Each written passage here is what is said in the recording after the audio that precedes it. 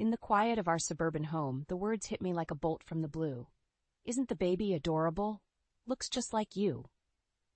My heart skipped a beat as I stood frozen, a glass of water halfway to my lips. The voices came from the living room where my husband, Daniel, was on a video call.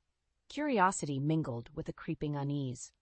I tiptoed closer, peering around the corner. Daniel, usually so mundane in his conversations, had a strange look on his face. He quickly minimized the video call as I entered the room. "Hey, Claire. You're home early," he said, a little too casually. "Yeah, the traffic was light. Who were you talking to?" "Just some colleagues," he replied, avoiding eye contact. The moment lingered awkwardly before I shrugged it off and headed to the kitchen. I couldn't shake the feeling that something was off. My sister Emily's face flashed in my mind, but I quickly dismissed the thought. She'd been out of touch lately, busy with her own life, or so she said. Later that evening, as I lay in bed, the shadows of doubt crept in. Daniel and I had been drifting apart, our conversations dwindling to mundane pleasantries. Was it just the wariness of our 5-year marriage or something more? The next day at work, I couldn't focus. My role as a marketing executive, which I usually loved, felt dull and unimportant. My mind kept drifting back to that overheard conversation. The more I thought about it, the more the pieces didn't fit. Emily, with her vibrant personality and stunning looks, had always been the center of attention. I, on the other hand, had found solace in my career, away from the shadows of comparison. I decided to call Emily. The phone rang, but no answer. I sent a text, but it remained unanswered. This wasn't like her. Emily was many things, but silent wasn't one of them. That night, I confronted Daniel. "Is there something going on between you and Emily?" I asked, my voice trembling slightly. "What? No, of course not," he replied a little too quickly. His denial did little to quell the storm brewing inside me. The following week, I received an invitation from Emily to meet for coffee. She sounded upbeat, but there was a nervous undertone in her voice that I couldn't place. My mind raced with possibilities as I prepared for what was to come. At the cafe, Emily's smile didn't reach her eyes. She fidgeted with her coffee cup before blurting out, "Claire, I'm pregnant." The news hit me like a wave. Pregnant? My sister, who always said she wasn't ready for such commitments? But the shock was replaced by a nauseating realization. The words I had overheard came rushing back. "Looks just like you." I struggled to maintain my composure. That's great news, Em. Who's the father?" Emily hesitated, her eyes darting away. "It's complicated." My heart sank. The unspoken truth hung heavily between us. I had to know. "Is it Daniel?" Emily's silence was all the confirmation I needed. A sick feeling settled in my stomach as the pieces of the puzzle clicked into place. The late nights, the unexplained absences, the whispers in the corner. It all made sense now. I stood up, my chair scraping loudly against the floor. "How could you?" My voice was a mix of anger and disbelief. "Claire, I'm sorry, I never meant for this to happen." Emily stammered. I didn't wait for her to finish. I walked out of the cafe, my mind racing. This betrayal was a wound too deep, a cut too sharp. I needed to act, to make them feel the weight of their deceit. As I drove home, a plan began to form. Daniel and Emily, they would pay for what they'd done. Revenge, cold and calculated, was the only path forward. I wouldn't let them get away with shattering my world. They would learn the hard way that betrayal comes with a price. The days following the cafe were a blur of anger and disbelief. I moved through them like a ghost, my mind obsessively replaying Emily's confession and Daniel's betrayal. Work became my only refuge, a place where I could bury my emotions in deadlines and presentations. At home, I watched Daniel with a new lens, seeing him not as my husband, but as a stranger.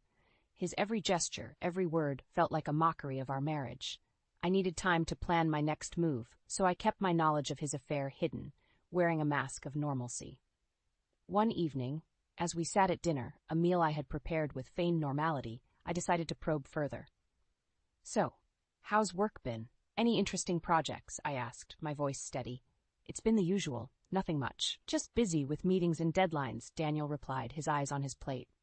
"I see. And how's Emily? We haven't seen her in a while," I ventured, watching his reaction closely. He paused, a flicker of something crossing his face. "Emily? I don't know. We don't really talk much." I nodded, a cold rage building inside me. The lies were as effortless to him as breathing. As the days passed, I began to gather evidence. I quietly accessed Daniel's phone, uncovering a trail of messages and calls to Emily that confirmed my worst fears. Their deceit was not just a fleeting mistake, but a calculated betrayal.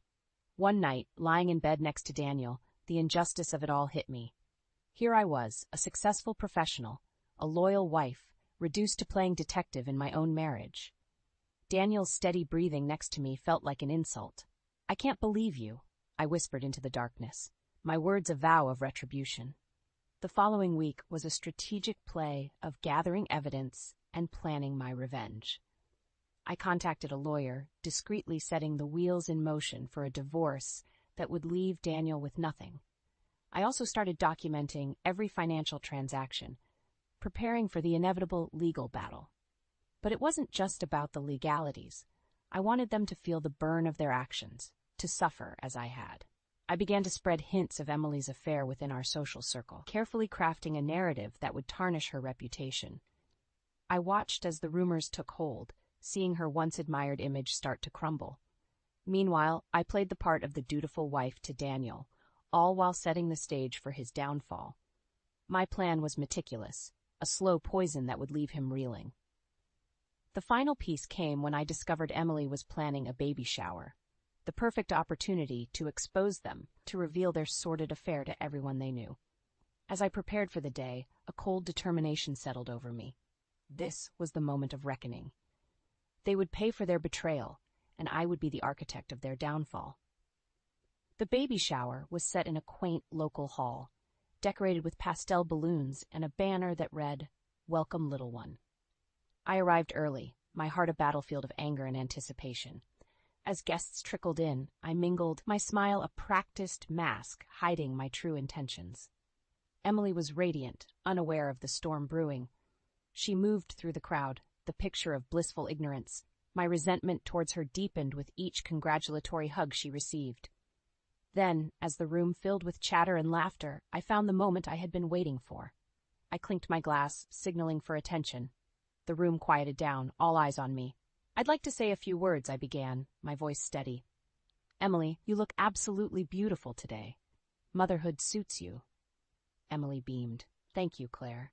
That means a lot coming from you." I paused for a moment, letting the tension build. "I also think it's important for us to acknowledge the father of the child on this special day." I turned towards her, my gaze unwavering. After all, a baby is a celebration of both parents, right? The room fell into an uneasy silence.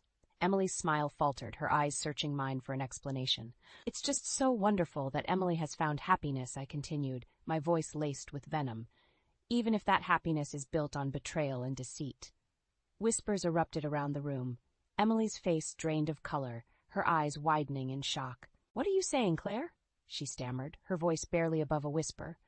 "I'm saying that the father of your child is none other than my husband, Daniel," I declared, the words slicing through the room like a knife. Gasps and murmurs filled the air. Emily looked around frantically, as if seeking an escape. This isn't true. Claire, why would you say something like that?" she managed to say, her voice trembling.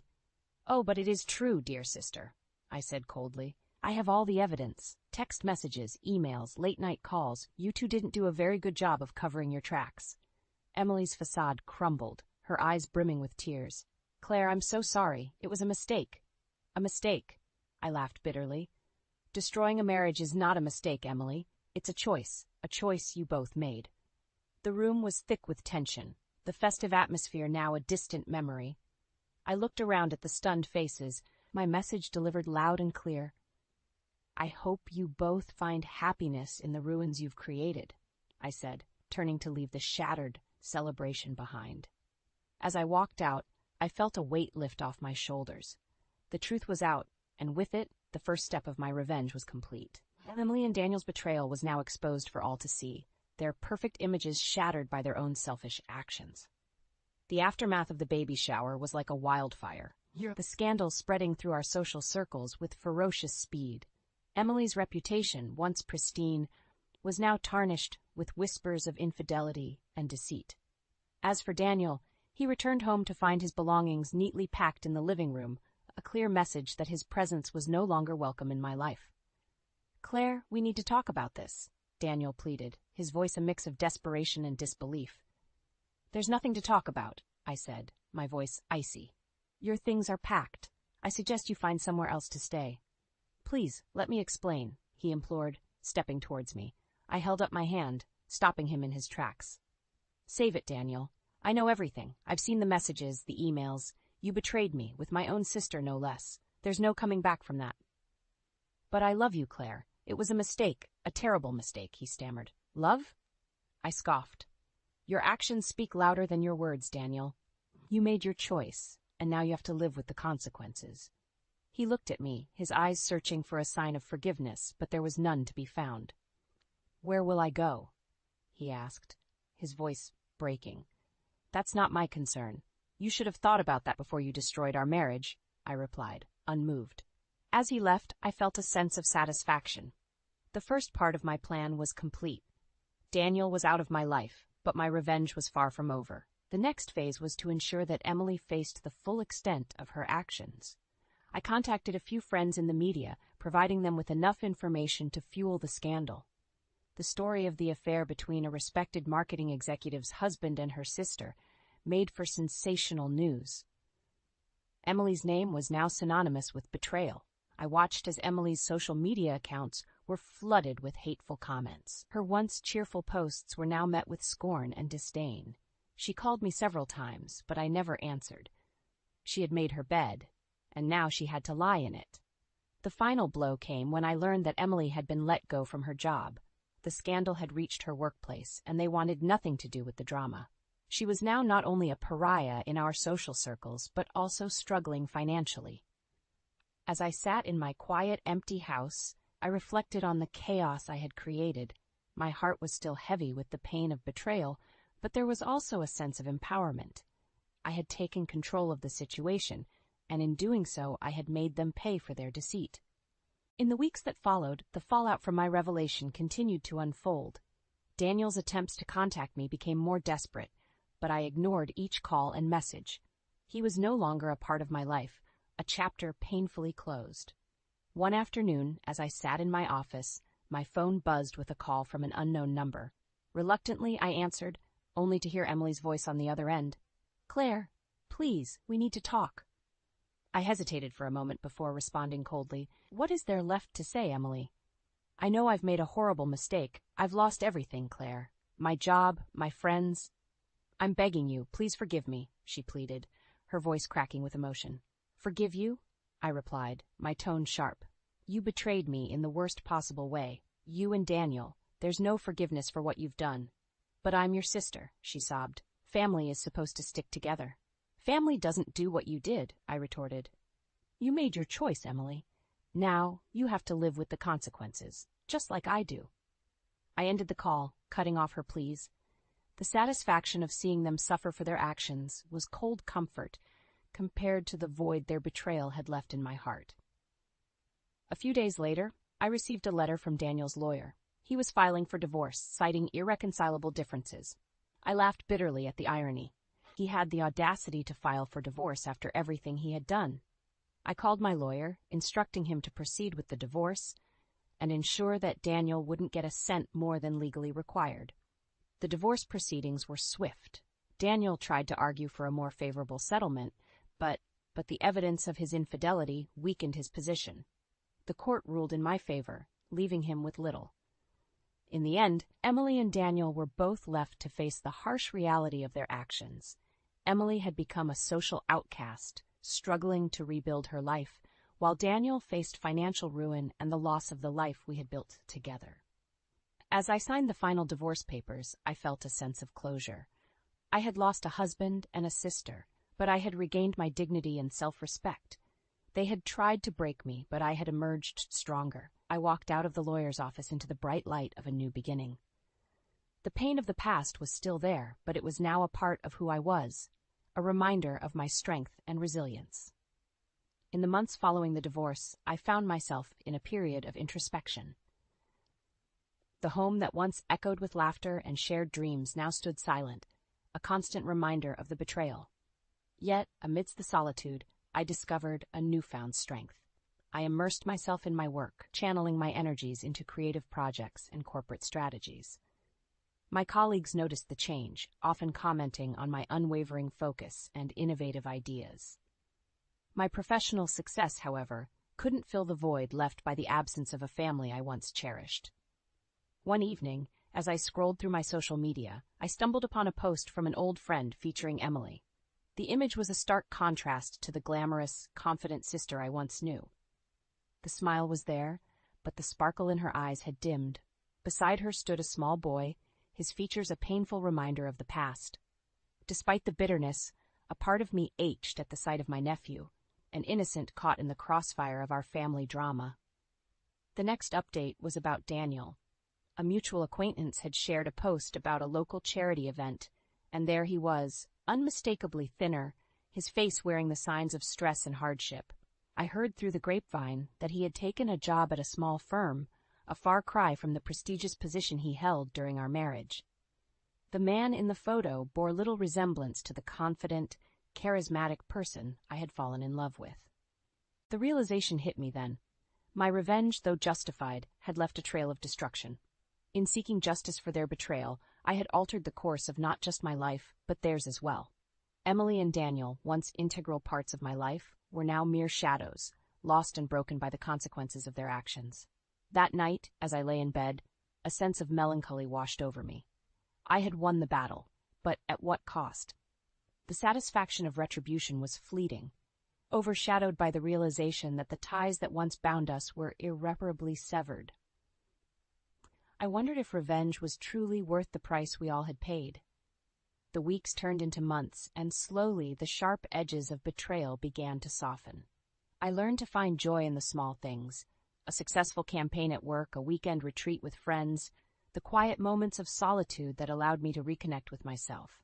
In the end, the journey through betrayal and revenge taught me a valuable lesson about the complexities of human relationships and the resilience of the human spirit. I emerged from the ordeal not as a victim, but as a survivor, forged by the fires of adversity into a stronger, more self-assured individual.